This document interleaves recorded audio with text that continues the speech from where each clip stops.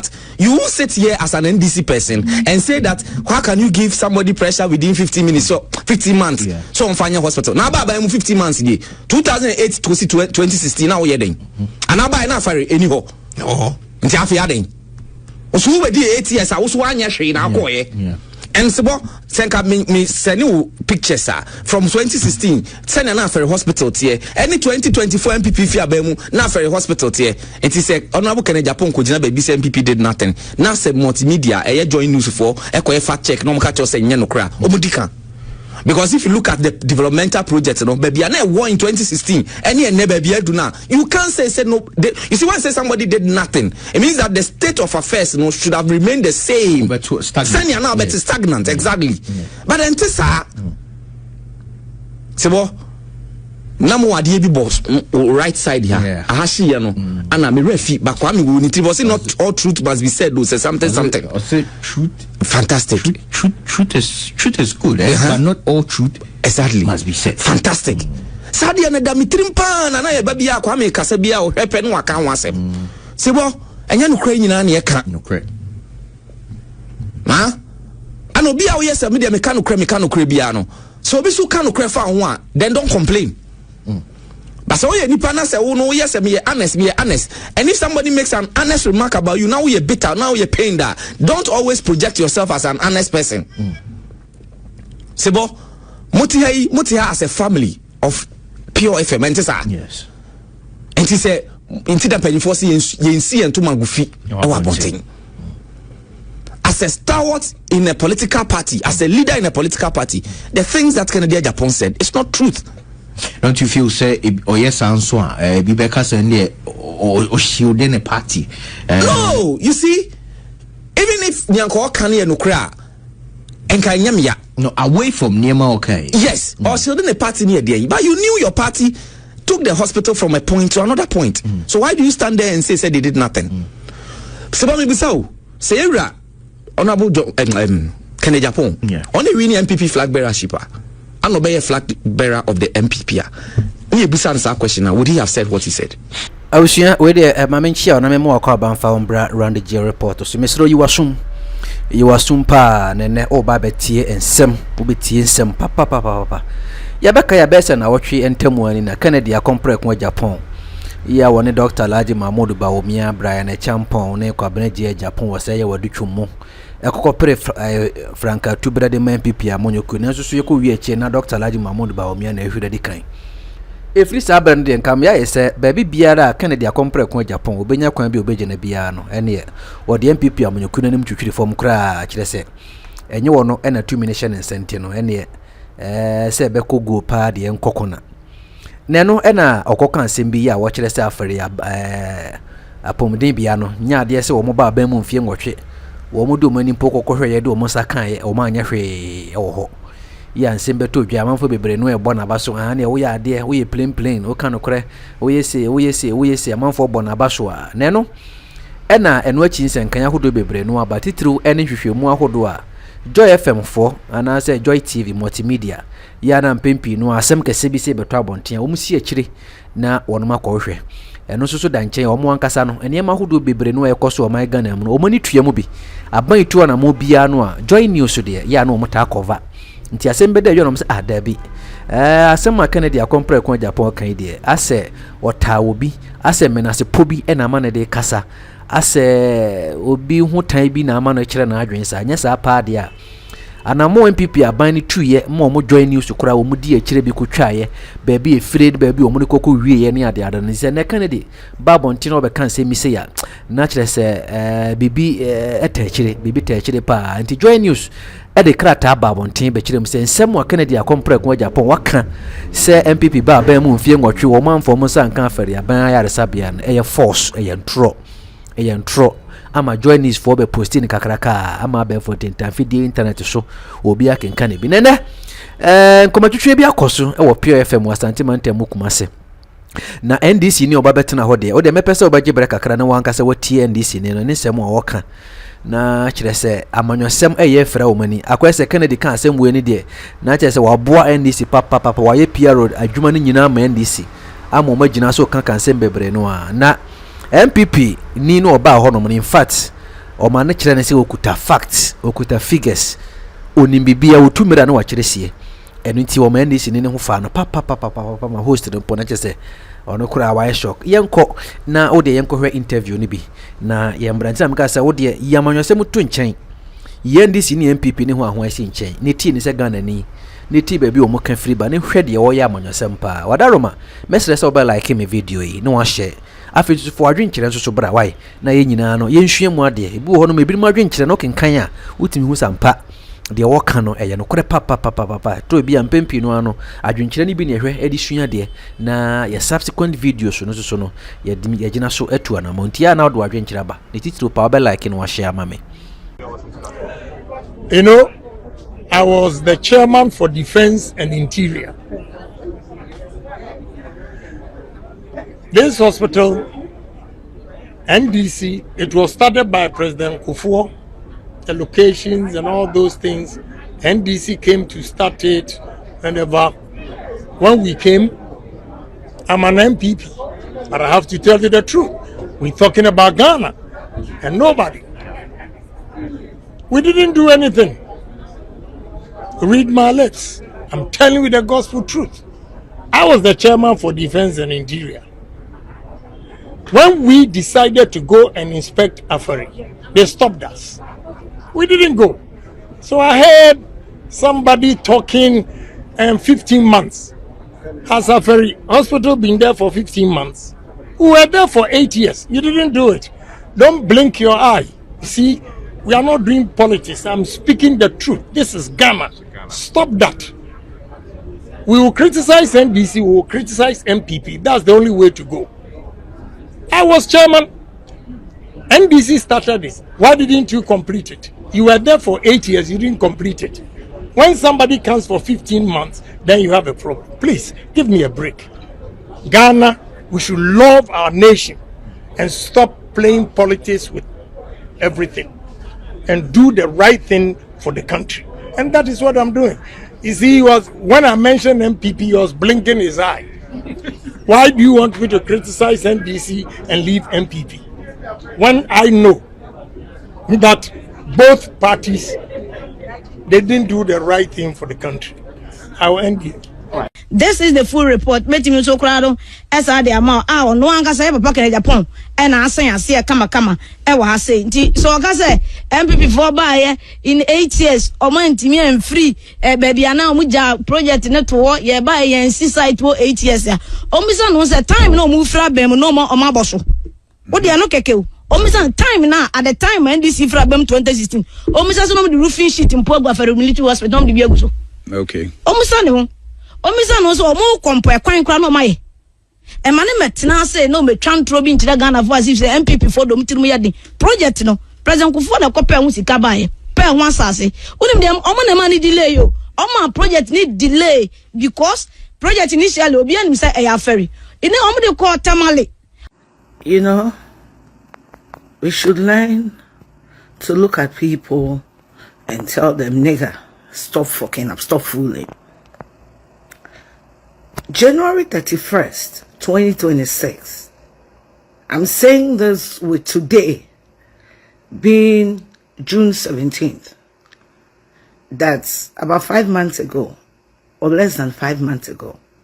This nigger was campaigning all over the country, seeking to become the flag bearer of this same NPP Omensi Hospital, no? Of this same MPP no muja NDC for projects too, no? Of this same MPP he's lambasting. I mean, Mr. Kennedy, I think at this point in time your credibility and Kasano elusive value.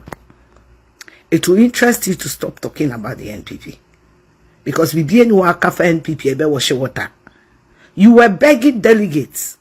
You are angry because we didn't make you Tom, Dick, and Harry, the flag bearer of the NPP. And I mean, when anybody is pained, they talk nonsense. They talk nonsense. Said your NPP needs to be an udun to go from the Sabo Sayem. Boa proper chow. Say a man medi a cronfoy and wrong. Now when you're cronfoy. ka be fa ka so pese obedi akromfo ano wunye sisifo a enka be fa ka so obedi sisifo ano enkrofo mu tibija project to for mo selfish interest wunye selfish a enka be fa ka so obedi masa matimu wi beza monkotena geto na munton wi the base masaje ne say mu di wi bi e friend skank e free Jamaica mo di baba Ghana ne abeton because time na minum wi no skank e bi ni Ghana mo said you have only one business and one business supply foreign weed to Ghana and stop talking shit nigga stop talking shit Kennedy we know na say me ko New Jersey me ni bi mra nigga sit down me kan we kakra na no you ken e Japan central for ebisa no minority on position so mo ba some health facilities are yentumi enwe and the man at that point in me who say why is it man even though NPP hey obi kan ko ye mam do estate man even though NPP but once NPP callers no ankasa okasa as a Ghanaian as a citizen and imagine akonya we so abanabaso yenuanum NPP for Asante mem omafa asante say voting machinery say you beto aba no munum asante omafa voters ye to aba wi a ye se de osusu na niwa ye to aba wi a bibia fa asante hu bia enyo mo problem bibia ya asante mpuntu obi e fa asante hu bia no enyo masem. You know, and you're surprising. Said there are so many projects. I echo so my yuma and I region ha. And this na. And now can Afari military hospital here. Acquire issue almost 20 abasano. 8 years. Yeah, to baby. 4 years. You started project in 2014, 2015. Yeah, drew baby. Made them say. Senka Urinea, we bank 2017, in Casablanca Hospital no, is in operation. On mobile with some to the extent you reckon the Japan say, on more by Omunimisa Santamai and a 2 mom. And the Omo committee, defense and security committee, a yes, on mobile inspection on the project. On mobile project, Unshishamuka project. They were prevented. That's false. This were the words of Kennedy Japan. This were the words of Kennedy Japan. This were the words of Kennedy Japan. These are not my words. No. These are not my words. But let's take fact check. It is wrong. No, I'm kind. But so kind of wrong. I don't think we should be. Oh, you're wrong. What we say no credit. That has been factored by a multimedia company. Yes, let's move on. Can Japan has established a fact? Your basic KJT. When we send the KJT, I don't know Ebabu Asante.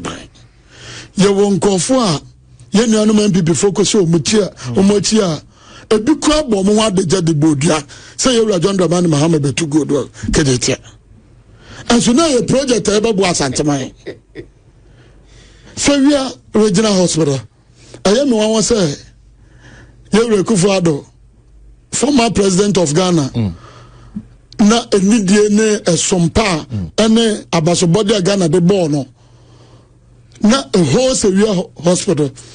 A far combination of far crime biswa and send for the baby severe. I didn't our friend Quine Bonnie. Hospital ban you be see a choir leading to the hospital crying light in you see a commission hospital Semekaya there is no light reporter ko or catch any say hono is functional nyaka ne say we for baby then money functional o say nyaka ne say no then money functional then baby adwuma wo so then money functional. And now I may say the road leading to the hospital. But the road leading from the patient's house to the hospital is equally bad. Light hospital equipment there. reporters no more here no more catch hospital equipment whether hospital equipment in they can say you hospital equipment. Yes, to that effect, yes. You bet me CCA. Yes, Sarah report CCA.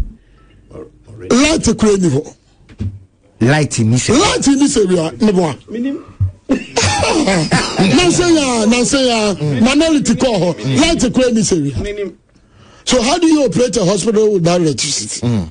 Light will honor connecting and connecting. Light will say but the hospital no you're connected light. But some electricals be you're connected light. I some dijabetum. Until who commission no now sir connecting the light to the facility no was that easy. What did you do? Commission no. I'm use electricity anything. I'm use planter now because another construction. So the fact remains what's stopping the government from the fact remains and government it is even a shame on the part of the NPP. Okay. So better than 8 years. No 1 year, no be above 15 months. Me problem I am in 1 year. 15, 16 we shouldn't peg development to 8 years. Maybe 15, 16 months. Okay, 15, 16 months. Now Obaka say nimpa would 8 years won't be any. We be 15, 16 months. We say nimpa nyamba check.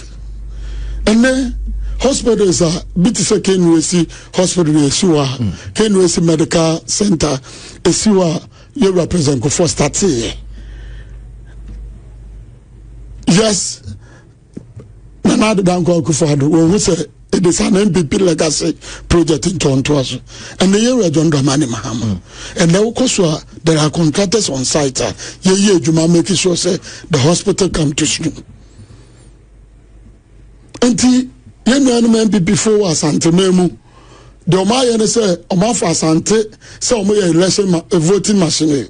You vote today, young Asante man. You vote today, young Asante. But a banning puntua, a babua, a Masante, a peja. No more you money, a Masante.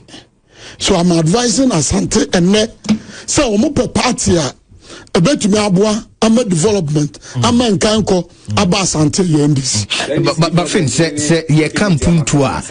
Say no. The calls for these hospital, the calls for these hospitals. Afari Hospital, NAC, Tepa Hospital, NAC, Kufour Hospital, NAC, Formina Hospital, NAC, Tepa Bakwa Hospital, NAC. Apart from that.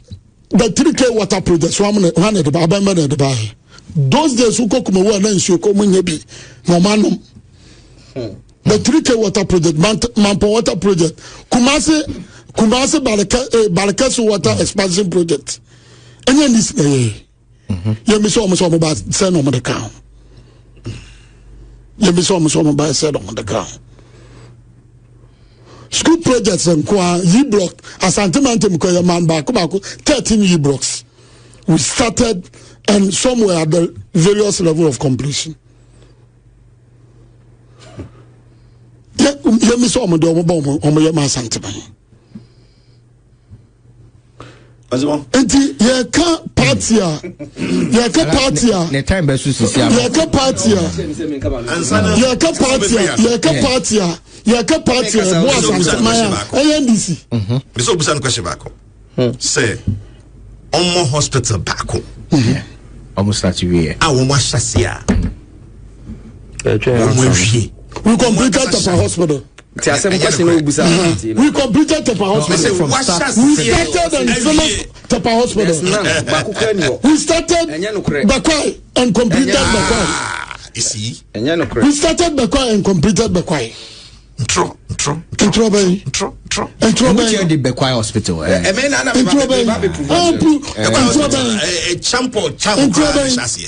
Champo. Really? Yeah. Intro from Menanjou.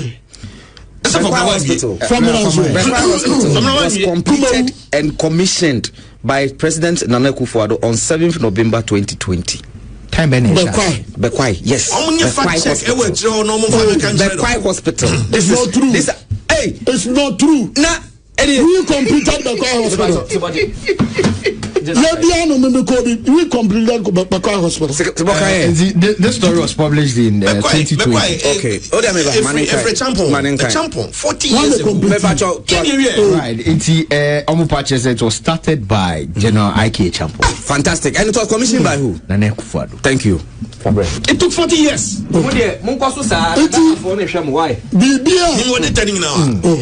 Bibia fa Asante man kan ko bia this. Yanko market. Aswanse market this. Nye jodi Asante fa permanence. Asante ye fa permanence. Ye di dwan ko. Nye jodi.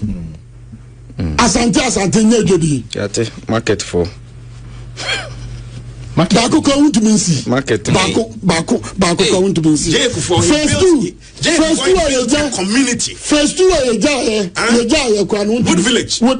It's a community of a market dedicated to one teacher furniture and then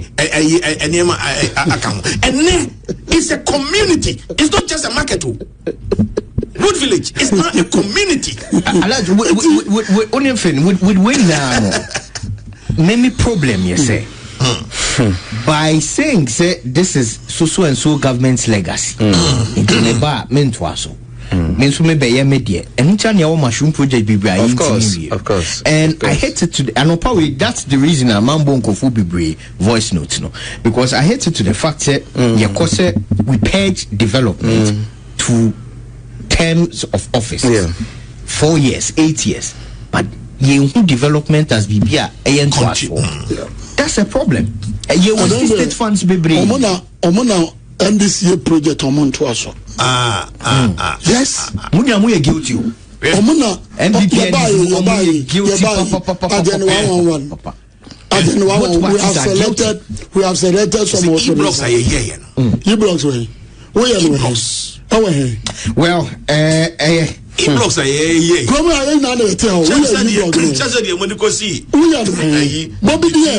between or friends.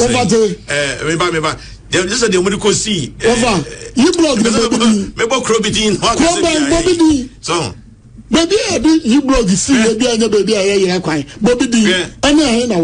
And fear what she. Adodanko Kufour a complete Bekwa or complete Formina Hospital or complete Konobu Hospital or complete Konobu Hospital or complete Tepa Hospital or complete Swami Anomanje Hospital or complete Manson Kwanta Hospital. No, they didn't start it. No, they didn't start. No, they didn't start. Or complete Tradie or complete Sabronum or complete Tobonso. Ah, you are not a chance. What you say? And to social the facts of complete hospitals where it tells you a lot. Then the onua chance here or complete here. What you say? Sabronum Robonso Chedie Manson Kwanta Swami. Yana dear or no chance here and a chance here and owie. What do you say?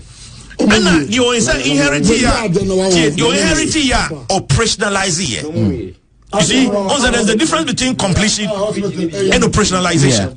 Now, dear, another Dangwa Kufour buy ya or inherit ya or making sure say a failure any power Juma Bekwa Formina Kumewu Konon Tapa.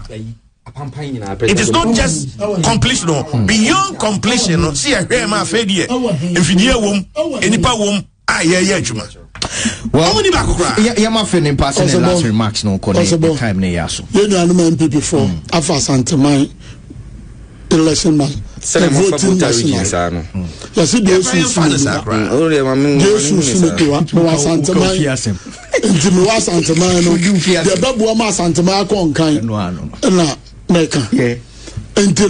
opposition they pretend as if omona wiase nyanse yina omoya nyansa bo akwa 50 minutes that's omona wiase nyanse yina so omotirim omode babo asantema but yeah the 2 minutes omonsa omonya hwe so advice amedema amebunu ene asantema ene say the NPP enye party a ese so omode omowre ehye omo den advice so na dey ma your friend saying mo advice amedema your party for me say like some MMDCs on project On projects, you John Dramani Mahama in the first budget.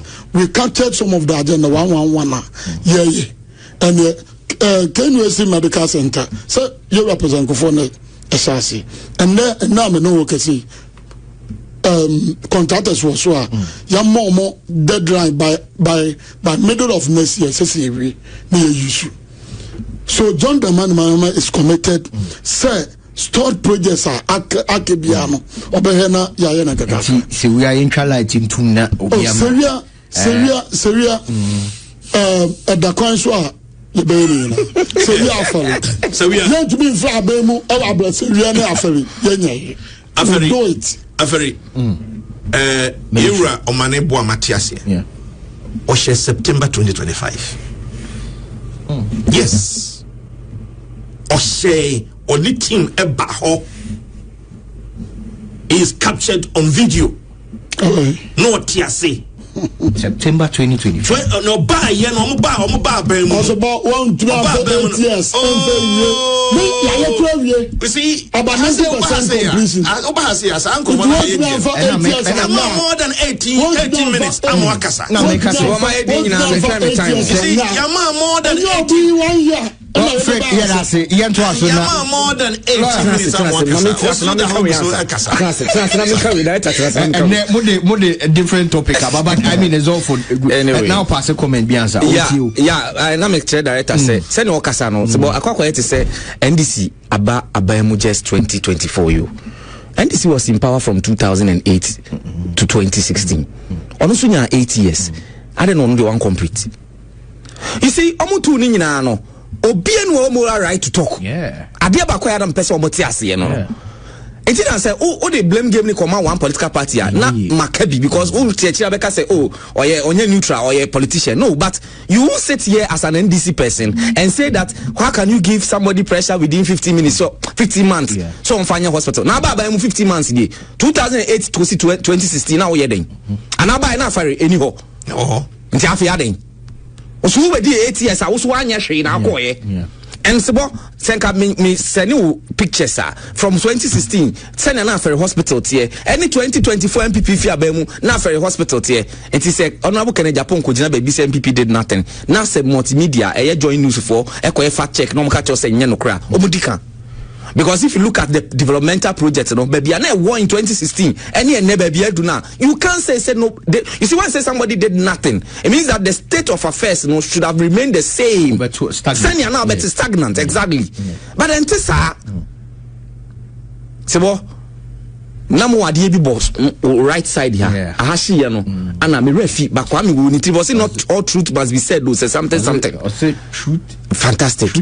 Truth is good, but not all truth exactly must be said. Fantastic. Sadia na damitrimpa na na baby ya kwa me kasa bia o hwepe no aka ho asem. Sebo, enya no kra nyina na ye ka. No kra. Ma? Ano bia wo yesa me de me ka no kra bia no. So obi so ka no kra fa ho a, then don't complain. But so you nipa na say wo no yes me honest. And if somebody makes an honest remark about you, now you're bitter, now you're pained that. Don't always project yourself as an honest person. Sebo, Mutiha as a family of pure FM and yes. And he said, into the penny for seeing and to Magufi. As a stalwart in a political party, as a leader in a political party, the things that Kennedy Japan said, it's not truth. Don't you feel say or yes answer Bibeka send or shielding a party? No, you see, even if Nyanko Kanye no kra and Kanyamia no away from Niema okay. Yes, or shielding a party near there. But you knew your party took the hospital from a point to another point. So why do you stand there and say they did nothing? So maybe so. Say Honorable Kennedy Japan. Only winning NPP flag bearer shipper. I'm not a flag bearer of the NPP. Question, would he have said what he said? Would he have said what he said?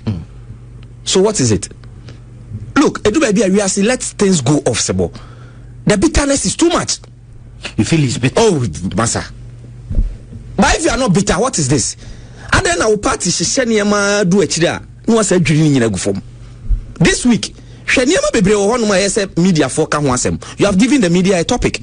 NDC boma Kennedy abaso so no kwafo NDC because you are giving them the chance. Meanwhile Kwaku Ndoho was always speaking the truth about NDC and then NDC for attacking no Oma who saw an honest man. Kwaku Ndoho is one of the honest people I've seen in the NDC. But this NDC ni be say Kwaku Ndoho openasa man on penasa wetin no be catch so free party on free party be mo be anyi na di let be na che so mo yi na di sir ai o ya na so fujuma me ba choti na me kana say sibo for me I am thinking say development is a continuous process. That's true. Say politicians ni starting hu ni sa ye ma me ye NPP NDC no Afari Hospital na esi ono no obi anu ono ma ye wie na okwa ye bisa ne party card ansa ne amana remu. So but the reason why people are asking say nyema bi wo hono ma how long should it take you ne say ko Agye Hospital e wo say trade o say hifa ya o ma ye wi a TV nkonya bibia empower mu no. It is about human resource. So the nipa de be ko akoye adwuma. Yes, make I so mention say trade so fantastic. Yeah. No, you can't tell me say obi ba 8 years no wenti me anye enti 15 months is 15 months no and so 1.5 years is not short for you to operationalize it, especially when it's about human resource now the beko no. But come to think of it, possible one year dia wenti me anye within 8 years it's in your pamo no all right to prove them right. Anameboa oya dia MPP ya ferry eye swame eye sewua eye kwan bebre wo krum ha eye interchanges two kra e think am we lose election no nka beba so anya de enti no ne pamo no because you said say oba obeye the president Mahama not promised this country that agenda 11 hospital you know beto aso but now he's saying that it is even a misplaced priority say nka ye be start in nyina kra. Why are politicians doing this to us? And they are simple, with the exception of even the 24-hour economy in Ukraine, they have not been able to do it too. They are rather doing markets. And I know Justice calling the school, our call ye, Nkola Brim. Nkola Isibo, Obunim Anope do almost sorry a school, no call any bubu school dying. Nkola is school uniform in Namho. You have not seen the video, it's not just you have not seen the video. Nkola is school uniform in Namho, they are bubu the 24-hour market. Up north, the 24-hour market, ye den. Na sa sika na bubu di kwa so di kwa 24-hour economy market no e wo north soro ho no no county bi fam e be me complete hospital na hwe expressway ya yesi yi sebo e di enti na ye ntimi antoa previous government there so simply because to the politician or to aso asenia alaji ti ha no wo refer yi obeka se asumasi na hyase na abeto aso on penisa enti esem ye me de de bia na ye ko akiri de bia na ye twi ye ko akiri. So politicians na nyai sa niema na say but this country can never develop. Here are Tamos. Kufour na start N1 highway meboa. Yeah. O wie one na nkojira ho no man commission. Na enye come on. And it's a no and priority and they say we these two hospitals even within 1.5 years. And I who even said that a government should take more than 2 years before it starts doing developmental projects. So about her governance system. Yatu abama wa first year no transition sem appointment in sem niema wo adwa we so we na say trade be trade and as minim de babu se omo no confirm mai enti e wo Facebook PFM TV ubetimi aba niamete crampo ni say medical equipment ni bi wo ho a because o mama ni si on e ho e trade wo me da say because o mama ni si wa che no e bi warranty ebewu me sure say fire extinguishers go in Accra ISPA. So what are you telling me? What are you telling me? This is a complete hospital. And that a friend was saying something. So no to him, you can't see a commission BBI, it means it should be operational. No, please. Why? Your commission project, you know. As for the human resource aspect and other things, the administrative, they can come at any time. It doesn't stop the fact to say your commission. It is a hospital where we are.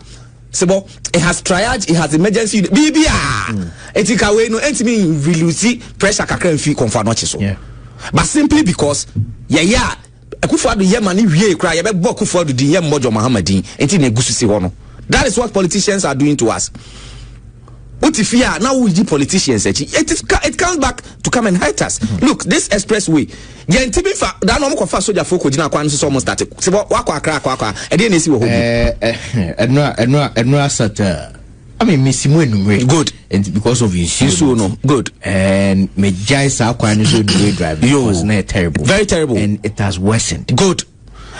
But meanwhile, Niana under the NPP administration, Omacha Atu Echo Udumasi to Eke Kosu ya Nke. Why are we doing this to ourselves? It has been abandoned because the new plan is entirely different from, and now the new plan will pass through places. I said to a compensation. It's in a compensation. Over 70 kilometers has been cleared for the expressway project. Oh, clearance. 70 kilometers. It's almost routing. It's almost clear. Media. Se mutimi ya. Yebedase. Se boss mitimi kwa akra na mitimi 2 hours kwa. Se nka be me do. Hey, udu nkoko bypass na usi wa ya wani nji utrim. Come on. Hey, ukosa. Enti minya bisa keye.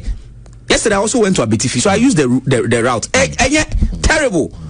And see, so clear. But my point is, nobody should blame anybody. Say, Oba ATS no one may share. Also, na ATS this one may share. Say, what? You see, Obofone na nenam egu apaso. Who dear? Una we are in charge now.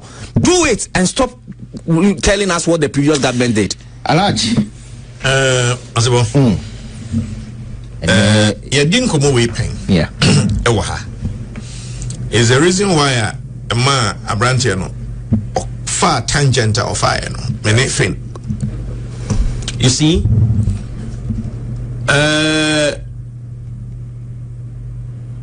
so Oshe said the NDC inherited projects. Legend are sending me message.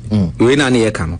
Or say all truth is good to know, but not all truth is good to say. Nice one. All truth is good to know, but not all truth is good to say. Legend Kwame Dinkra, me da say, doctor, me da say pa. Oh, this is what I work with in my life. Media, you work in the Japan crowd here. Min kana se man up. Min kana se on Spain. I say na o buama NDC o mutrimwa yo mode no mo nkomo. But let's come back to the basics. Some hospitals meanwhile ye pese e hwene vie ne ntem na konfanoche pressure and say the nipa akeka fofo so e wo konfanoche no e be free ho na nsem we see na nsan for accident and emergency ho no be bia ni wa e betimi a handle cases accident and emergency than the military hospital. What you say?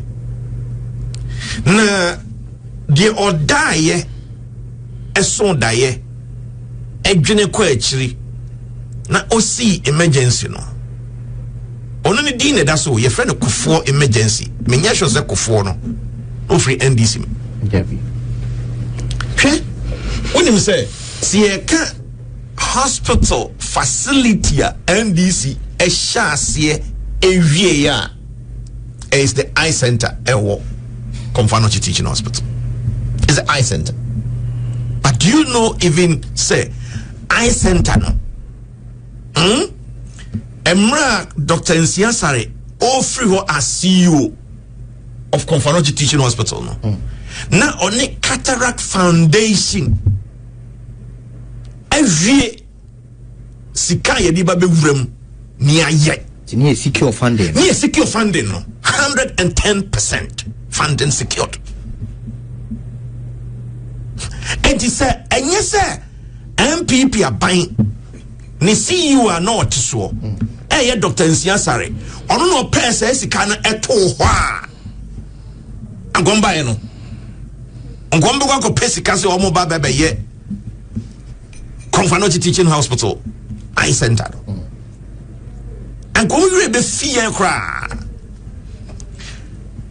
and the say omo ye efri say na MPPC wa ye Nsiasare otiase omu ye Cataract Foundation enso ewo ho ehun krata nyina ewo ho Gomba komunye komunye hospital facility bia say a unity department komunye bia say enwie wasantimem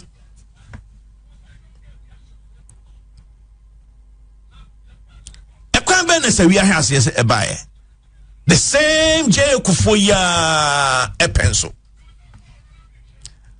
Ashanti region ya regional hospital aya Tonsu Agogo hospital e hosa yewura offend saying Kofi Ghana and na oye MP wasokwa Simon Mensa former Ashanti regional minister no ye MP for Bosomtwe and the regional hospital new regional hospital no na eye offend saying yewura Kofi Juma the constituency and say echo the constituency I choked in the say yeah the assassin in Asiadan. Oh, okay. And when an yonko Simon Simmons says Kofi regional hospital and get one persuasion dear. Now so me persuasion no dear na boss here. Na say e come me persuasion na ye kwan ye a every one persuasion baby esenki ade esie e ba se we ano 15 minutes drive. E kwan ye kwan less than 15 minutes drive. And ne me frustration na ba yo. Okay. Time when me drew her, I was shocked. What am say? Bailey. Pa. So, first half, Bresta, Bolly, first half the India, and I'm saying a joke. Me say me na. It's one to us, okay. And I'm sorry, yeah. Kamo, me go good time soon. I'm jamming bomb and pie and nacho. Me damn hoto. Many years ago, Kuna na muse. The boys you my area or jai nyazam getwa. Afe say enano ateko by force as I'm kwa say e kwan be at least minya picture no say kwan kra ne she go no keke. Na we na sa kokoda wa. Just say untimi na. But I'm happy say I got here time na me draw. Right.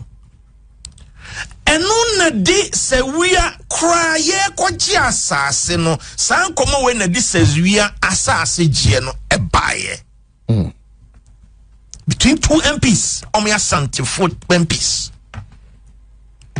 and na emu kwaji se we asase no hey na me ma gie asase a in the name of regional hospital o be je ho credit cra che me no. And say we are non so no NPP e buy no na say we was about 40%. You know no, let me step back again. When you say NDC buy no 2014 I'm the call parliament say we are regional hospital mo we asbo sentiment ye pa say when and na what do e ma sentiment wa mo so mo we and you say budget him and Simon Simmons as MP nankasa esa sorry you know say it doesn't am okay here na asase no yes obi wo so awoy adwuma and odi a media radio TV and odo mo bass asase no so owie no blow news no kwasa asase no so na enkyerebe ne nkwaduo ne snails and man so there was nothing. Nobody has said budget I said so one year so we are regional hospital. And you go blow news to this no. If you put one minute, if you put 1 minute about the covers you know story no. And I say lawyer. I'm when we go as Jafena Jawum Ricardo Bassa we are. Almost lose election 2016, so we was about 40%. Yeah, you be beyond the machines and then you goom. You see, two big what friend is saying electricity I would say stations. Substations. Yeah. Two separate substations. So they be and can near as a call off our hospital substation we call from one way applique. Say me say me can diaka any a quina what do you call both from a friend is saying Feyase and also from the main road what they call something.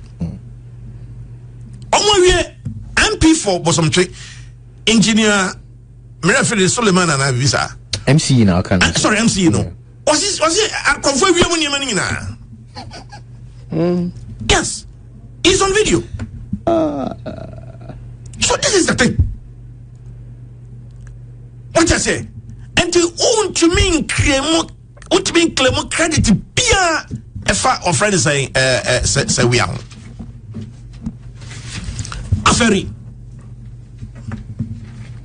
Afari Hospital.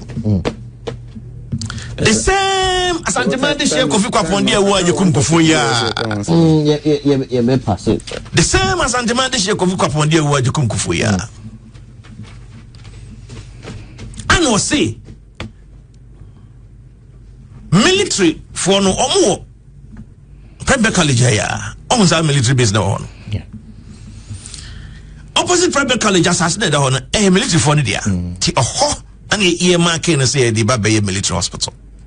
Hospital bia military hospital bia no a link to the military base. Azimo, I mean summarize it. And this is by 2009 almost also somebody called Tamale. Simon of Sevens and Kroya. Dr. Richard Anane, Dr. Napo, Mama Elizabeth Agye, and Ashanti Caucus are no more health committee. So, and almost has original train home and so. Every time I learn near Kasi at the Baby Kumasi, Yafa make one show almost had the 12 quarter to 7 military hospital. SA Foundation, I say, I was 37 military hospital. And I'm penning for Koya ultimately. On Babo to inform ye. You're not a dear Afari no cry ye can ferry no. You're not a dear ferry no ye day. A buy ye, say Afari no. Ye just as no cassia enough for said that piano. Ye see hospital Nubia, you make me a military base. As I ever. Raji, yen fancy and na yen passing comment on Sedina Tamaklu. Arrival on many Felix Fusukwache and runs. I mean, I was listening to him on Joynews, Mebano, and it felt like almost like a banter. Franklin Kujo is asserting, as a legend, Opusti Bibino, Rebecca Chen is on the house arrest. Felix is coming back to see, saying, you know, on say we're handing it over to the police and prison. Say, after that, no, so you're fit for prisoner. Now, the Neko. As born in Nipa do a Ghana prison, how many fit to Musgo? Or say, Adiaba Koko Sankan is also nim, or need a database of all criminals. That's right. That's right. So, Obi Kasa say we now Kuhu say, Wasama need Kohun Tintia sorry. Kase Kenufuriata should be brought back. I'm Bizam who say, Ayana Mono, Mofu say, Nipabi, Nipabichi, Nipabiana. Sebo said Nam Temaklu. You see, that whole thing now, NDCIF visited, and now quite who supposed to be a Samahama Yargo said there was say MPP and Fakan Furiata Mba. It is good for the NDC because I'm not gonna phone to Abama MPP. What is it? What is the correlation? Look, why is it that the NDC is so fixated about Kenufuriata's return when they know the procedure and the process they have to pass through? So I said, "Nanta Makloya can answer me. Only to walk out to see Edina Sem walk out. Yan didn't say in absentia because at the time, Godfrey Dame felt that were enough evidence. They can try her even without her presence. And I tell her, right. And that time, one mama can't say and say no, because of Yarabia. Nobody said that. And you also try no. And then they were able to get conviction and sentencing for her. She's now back. Obaye. Obanusi huchem you saniate okay and yes oyare oyare sebo even Ghana prison for na yare no obeko confirm sometimes obeko na prison gas jiran crofon chain mo yare a mo te ho eti why no so hu said nam Tamaklo hospital bi a prison guard bi jina ne chain maame na nkasa bae no omo si wawura prison bi wo Ghana ha na sebo I'm not sure but selective justice na Ghana for na hwe ni din o. You don't believe Minister Nana? But if the minister wants us to tell us, say, on can't say, oh, Obi Opebiyako in some female prison, so we can said no more. Agrada, when people were doubting her whereabouts, no, and go for it be Nantico and some say, or Anantisa.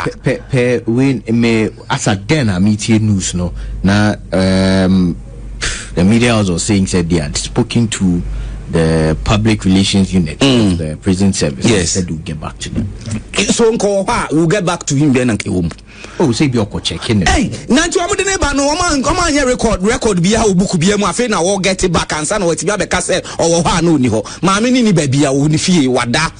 I don't want to believe say, boy, me say Obi be free airport straight to the fee. Hey, now they don't mean ye. See any evidence be as. Nanti any evidence be as so on to the contrary. Inti any me pen na me so meka. Sabinya o ma me evidence be to cannot be taken as fact. Of course, I understand. So if you give room for speculation, people will speculate. If you don't want us to speculate and allege, then give us the real fact. Then a Felix to tell us say we need database of all criminals. This is not just all criminals. This is a very high profile matter. I say even last week people went to jail near my record. No, nobody is saying about people. Now be I mean, Nema Okikai they saying in Twasum. Me say where you high profile obi any di actually. Obi can Kenofurata case obi any di actually. Now then I said now the other catch me so our database on Kenofurata issue. I don't need database on you see this kind of political Nema only Ghana for doing diagrono. So when nipa bebre gu prison omo yare, they are still there. Nipa bebre gu prison omo yare omo ntibi ye tibi from hospital crash yen komo omo yare sa. They are still there. Wababe do up till now. After see a catcher and so do nothing. Everybody is refusing to give us information. Then you come and stand there and tell me say Oferata and extradition doesn't mean DN fine. You could say, look, I have always said, say legend will hanko catcher. Every time I sit here, I say that Opa now for so evidence. Your charges, to start the trial in absentia. Una will conviction sentence, and quite more evidence for you to give to the foreigners to tell them say now he has been convicted, he has been sentenced. So if you don't have it, keep quiet and stop the noise now. Make you walk room. Alaj, I mean, yaka a minute. How would you with that? My man, nobody near himself more plan is on Bejan. Sheldon Tamaklo, Omade Benina, me conclude in my mind, my heart, my everywhere. Say, Omade Banuma Baby China. Asamane titi. Enti Quay on Befaso or Mumbe China. You don't know Mope. You don't know Moshe. And you be a name beck, you say a beck, Kaya mam for say. Mamino, Adudanko Kufour bang.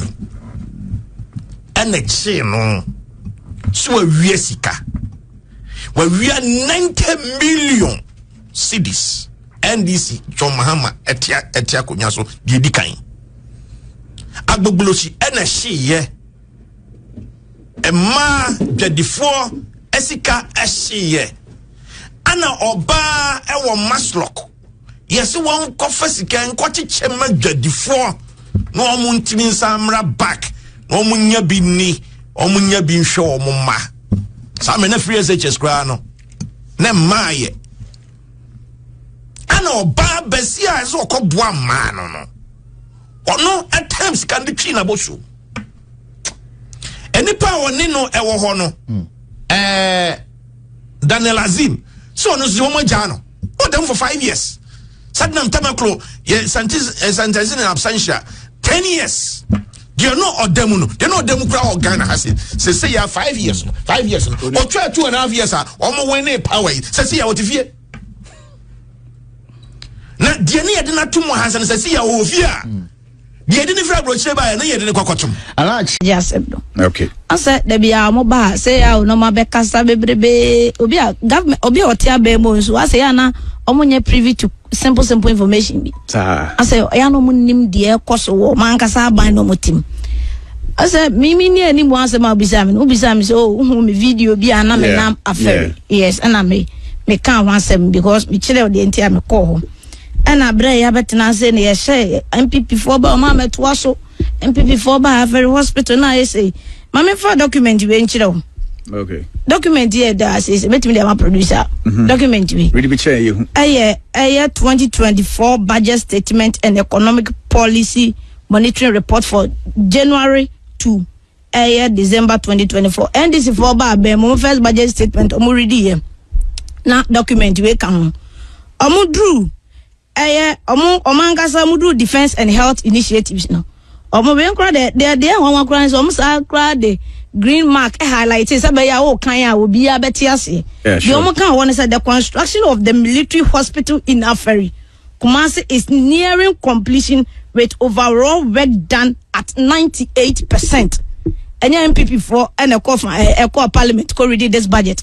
NDC for and a mangas and a call yom go ready this budget. Ebiana, Mr. Brempebiana, when you meet my dropping document in Amana Wangasa, well ready for yourself. Miriam Osa Koti, Honorable Kenok, Akumpra Japan, Papa. Yeah. Osa Koti is a chairman of the Defense and Interior Committee or the Council NPP for and sick site to walk. Kra 8 years da and a walker. Now the young year see a crank as a penny chantro. And I say, be an ame papa, be a name who are not because oh, yini. Okay. And the be a man can't do statement. Be a name who are now refugee because of a yini. Because she say oh, yini. And the name will be one in rebefi. Report. Yes, you're me and Papa can Japan. Report here, Kitami. In the second session of the 8th Parliament of the 4th Republic of Ghana. Report of the Committee on Defense and Interior on 2023 annual budget estimate of the Ministry of Defense, December 2022. Already documented in the Afari Defense Ministry. As some account also come from Afari Hospital. The Afari Military Hospital, in which had progressed to about 90%. That was in 2022. And NDC for report I'm reading in 2025. But they say now from 2022 to 2024, no, a team here do 98%. This is the full report. Meeting so crowd as are the amount. No one can say Papa in Japan. And I say kama. I was saying so I can say NPP for buy in 8 years or man team and free baby and now muja project network yeah buy and see site 8 years. Omisa no say time no move fra bem no more omaboso. What they are no keke. Omisa time now at the time when this fra bem 2016. Omisa so no the roofing sheet in Pogba for military hospital no the biaguso. Okay. Omisa no so